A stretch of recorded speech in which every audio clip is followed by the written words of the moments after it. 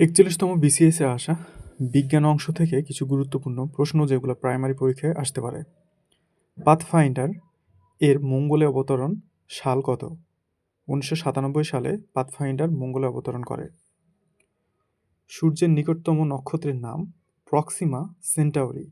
সূর্যের নিকটতম নক্ষত্রের নাম প্রক্সিমা সেন্টাউরি।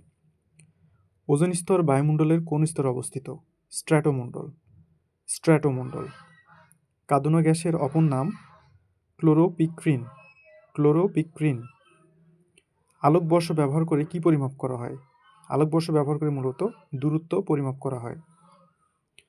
মানবদেহে লোহিত কণিকার আয়ুষ্কাল কতদিন? মানবদেহে লোহিত কণিকার আয়ুষ্কাল মূলত ১২০ দিন, অর্থাৎ ওপরের কোনোটাই নয়।